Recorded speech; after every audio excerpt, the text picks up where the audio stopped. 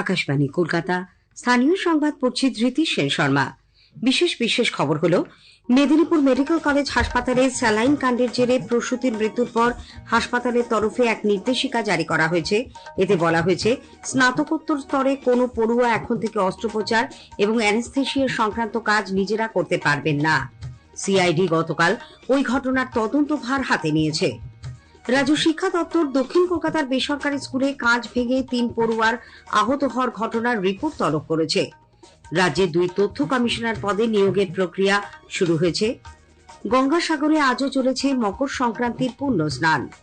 শিলিগুড়ির মহিলাকে ধর্ষণের অভিযোগে জলপাইগুড়ির রাজগঞ্জ থানার কর্তব্যরত পুলিশ আধিকারিক গ্রেপ্তার, 14 দিনের জেল হেফাজত। আইএসএল ফুটবলে আজ মোহামেডান স্পোর্টিং চেন্নাইয়ান এফসির মুখোমুখি হবে। আসছে বিস্তারিত খবরে। মেদিনীপুর মেডিকেল কলেজ হাসপাতালে স্যালাইন কাণ্ডের জেরে প্রসূতি মৃত্যুর পর হাসপাতালের তরফে এক নির্দেশিকা জারি করা হয়েছে। এতে বলা হয়েছে, স্নাতকোত্তর স্তরে কোনো পড়ুয়া এখন থেকে অস্ত্রোপচার এবং অ্যানেস্থেসিয়া সংক্রান্ত কাজ নিজেরা করতে পারবেন না।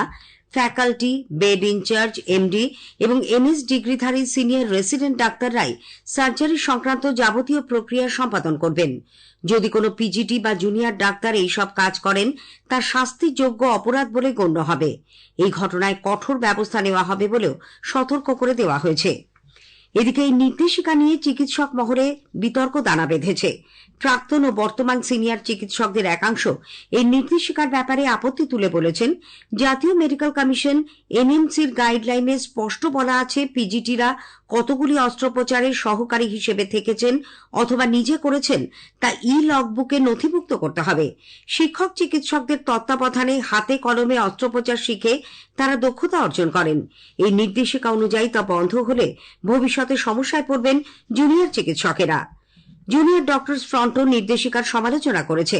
ফ্রন্টের তরফে ডক্টর দেবাশিস হালদার গতকাল বলেন, সিনিয়রদের তত্ত্বাবধানে পিজিটিদের অস্ত্রোপচার করতে হবে। নির্দেশিকায় তা বলা উচিত ছিল, কিন্তু তাতে বলা হয়েছে সিনিয়র চিকিৎসকদেরই অস্ত্রোপচার করতে হবে। তাহলে এনএমসির গাইডলাইনের কি হবে, সেই প্রশ্নও তোলেন তিনি। সেই সঙ্গে যে সমস্ত হাসপাতালে সব অস্ত্রোপচার ও অ্যানেস্থেসিয়া করার মতো পর্যাপ্ত সিনিয়র চিকিৎসক নেই, সেক্ষেত্রে কি ব্যবস্থা নেওয়া হবে তাও তিনি জানতে চান।